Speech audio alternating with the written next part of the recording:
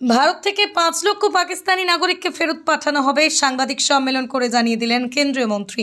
পাকিস্তানি নাগরিকদের চিহ্নিত করে ফেরত পাঠানো হবে দাবি তুলেই সাংবাদিক সম্মেলন কেন্দ্রীয় মন্ত্রীর। রবিবার সকালে উত্তর 24 পরগনা জেলার ঠাকুরনগর ঠাকুরবাড়িতে সাংবাদিক সম্মেলন করে কেন্দ্রীয় মন্ত্রী শান্তনু ঠাকুর বলেন, পাকিস্তানের মৌলবাদীরা ভারতে অশান্তি সৃষ্টি করছে, আমরা তা হতে দেব না। প্রধানমন্ত্রীর নেতৃত্বে আমাদের ভারতীয় জনতা পার্টি ইতিমধ্যে বিভিন্ন পদক্ষেপ নিচ্ছে। ভারত সরকার পাকিস্তানের সাথেই সিন্ধু চুক্তি বন্ধ করছে, আগামীতে আরও পরিষেবা বন্ধ হবে। পাকিস্তানি নাগরিকদের দেশে ফেরার কথা বলা হয়েছে। ভারতীয় জনতা পার্টির পক্ষ থেকে ইতিমধ্যেই পাকিস্তানিদের চিহ্নিত করে পাঠানোর কাজ শুরু হয়েছে। ভারত সরকার 5 লক্ষ পাকিস্তানি নাগরিকদের চিহ্নিত করছে। আগামী দিনে কি হতে চলেছে পাকিস্তান ভালোই টের পেয়ে যাবে। সম্প্রতি পাকিস্তানের সেনাপ্রধান থেকে শুরু করে রাজনৈতিক নেতারা ভারতকে পারমাণবিক হুমকি দিচ্ছে।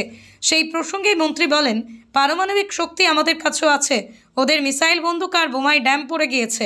মন্ত্রী আরও বলেন, ইউএন চুক্তি অনুসারে পাকিস্তানের পারমাণবিক শক্তি ব্যবহার করার কোনো নির্দেশিকাই নেই। যারা আছে তারা ভারতবর্ষকে যে কোনো পরিস্থিতিতে তারা ডিমোরালাইজ করতে চায়, ভারতবর্ষের উন্নতিকে তারা রুখতে চায়। এই উদ্দেশ্যে তাদের এই সন্ত্রাস।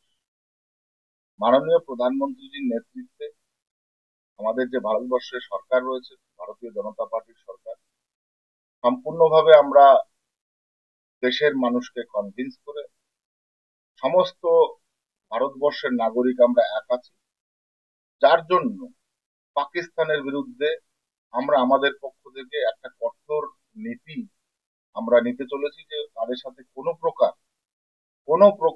কিছুতে তাদের না কনসিডার করা হবে, তাদের সঙ্গে না কোনো ট্রেড করা হবে, না তাদের সঙ্গে কোনো রকম আমাদের সম্পর্ক থাকবে। আপনারা কিছুদিন আগে দেখেছেন একটা বিজ্ঞপ্তি আমাদের সেন্ট্রাল গভর্নমেন্টের থেকে দেওয়া হয়েছে, যে তাদের সাথে সিন্ধু জল চুক্তি আমরা বন্ধ করে দিয়েছি। আমরা চিনাবের যে জল চুক্তি সেটা বন্ধ করেছি, আমরা এয়ার স্পেস বন্ধ করেছি, এবং যে সমস্ত ট্রেড গুলো হতো সেই ট্রেড গুলো বন্ধ করে দিয়েছি। আজকে আমাদের ভারতীয় জনতা পার্টির যতগুলো রাজ্যের সরকার আছে, তারা সর্বপ্রথমে সিদ্ধান্ত নিয়েছে যে পাকিস্তান থেকে যে সমস্ত মানুষরা ভারতবর্ষে ঢুকেছে সেই মানুষগুলোকে সবার আগে বের করতে হবে।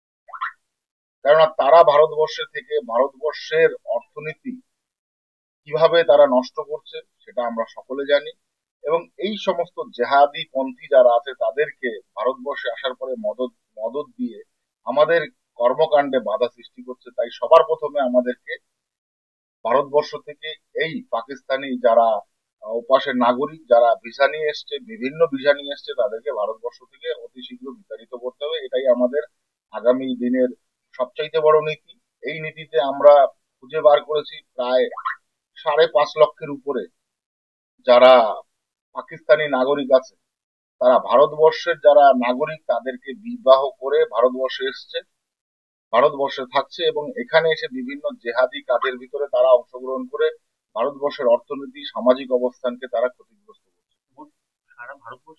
সারা ভারতবর্ষে 5.5 লক্ষের উপরে পাকিস্তানি সিটিজেন, তারা এখানের সিটিজেনদের বিবাহ করেছে, চাই সে পুরুষ হোক বা মহিলা হোক, যে কোনো অবস্থাতে।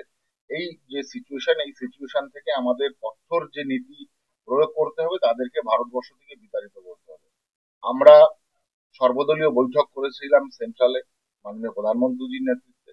সেখানে সিদ্ধান্ত চরম থেকে চরমতম অবস্থান কেন্দ্র সরকার আগামীতে নিতে চলেছে। আপনারা দেখেছেন বিগত সময়ে সার্জিক্যাল স্ট্রাইক থেকে শুরু করে বহু নীতি নির্ধারণ করে কেন্দ্র সরকার চলেছে। তো এখানেও এক চুল তাদের ক্ষমা করা হবে না। যারা যারা আজকে শহীদ হয়েছেন, আমাদের ভারতবর্ষের যারা সিটিজেন, তাদের যে শহীদের মর্যাদা তারা পাবে অবশ্যই করে, এবং তাদের এই শহীদ মর্যাদা এবং তাদের উদ্দেশ্যে আমরা কখনোই এই যে জেহাদি নীতি আমরা ভুলে যাইনি। আমরা ভারতবর্ষের পক্ষ থেকে মাননীয় প্রধানমন্ত্রীর নেতৃত্বে সবচাইতে কঠোর থেকে কঠোরতম আমরা অবস্থান আমরা আগামী দিনে নিতে চলেছি। তাই আজকের এই মূলত প্রেস কনফারেন্স করা।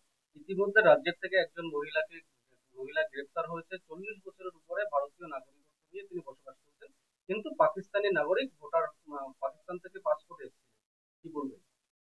দেখুন, যবে থেকে আমাদের ভারতীয় জনতা পার্টির সরকার গঠন হয়েছে তবে থেকেই ভারতবর্ষের ভিতরের অবকাঠামোকে ডেভেলপমেন্টের জন্য নানা রকম পলিসি আমরা কেন্দ্রে পার্লামেন্টে নিয়েছি।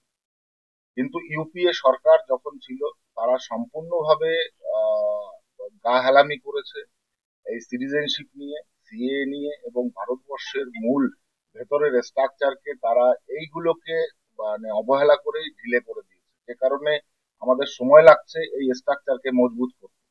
এরকম বহু নিদর্শন আছে, শুধু এখানে নয়। আপনারা ভালো করে দেখেছেন কিছুদিন আগে ইসে গুজরাটে, সেখান থেকে প্রায় 400-র মতো বেনাগরিকদের পাকড়াও করা হয়েছে এবং তাদেরকে এখন তারা ইসে জেলের ভেতরে রয়েছে। এরকম অনেক জায়গা থেকে ধরপাকড় শুরু হয়েছে। আমি মনে করি এটা শুরু হলে ভারতবর্ষের ভিতরে এই হানাহানি রাহাজানি যারা করছে সন্ত্রাসবাদ, তার আগের দিনে আর সুযোগ পাবে না এবং চরমভাবে আগামী দিনে শাস্তি এরা পাবে। আপনারা বলছেন যে চরম ব্যবস্থা নেওয়া হবে, কঠোর ব্যবস্থা নেওয়া হবে, কিন্তু বিরোধীরা প্রশ্ন তুলছে আর কবে? এতদিন তো পার হয়ে গেল, জঙ্গি যারা ছিল তারা ধরা পড়েনি, তারা কোনো যে অ্যাকশন হয়েছে তেমন দেখতে পাচ্ছে না, সাধারণ মানুষ চাইছে যে কঠোর ব্যবস্থা নেওয়া হোক, সেটা কবেই আর? সবকিছুর মধ্যে একটা জিও পলিটিক্যাল রিজন থেকে থাকে। একটা দেশের সাথে চুক্তি হাঁটাতে গেলে তার অনেকগুলো পলিসিকে আগে স্টপ করতে হয়। একটা মানুষ, সাধারণ মানুষের চিন্তা আর একটা সরকারের চিন্তা, সেখানে ফার টু ফার ডিফারেন্স। সাধারণ মানুষের চিন্তায় তো আর সরকার চলবে না। কয়েকজন ব্যক্তি বা নেতা বা নেত্রী কি বক্তব্য দিল তার উপরে সরকার চলে না। সরকার তার ওন ডিসিশন, তার পলিসিতে চলার পরেই সিদ্ধান্ত নিয়ে একটা স্টেপ নিতে যাবে। সরকার স্টেপ নিতে গিয়ে আজকে যদি এই মানুষগুলোকে বিপদে ফেলে তাহলে তো সেটা সরকারের সবচাইতে গাফিলতি হবে। তো এরকম কোশ্চেন না করা বেটার আমার মনে হয়। পারমাণবিক শক্তির ভয় দেখাচ্ছে। তারা পারমাণবিক শক্তির ভয় দেখাচ্ছে, আমাদের কাছে পারমাণবিক শক্তি আছে। আমার মনে হয় না পাকিস্তানের পারমাণবিক শক্তি যদি থেকেও থাকে তার ব্যবহারের কতটুকু রাইট আছে ইউএন এর যে গাইডলাইন অনুসারে, সেখানে আমার কাছে মনে হয় না পাকিস্তানের পারমাণবিক শক্তি ব্যবহারের কোনো গাইডলাইন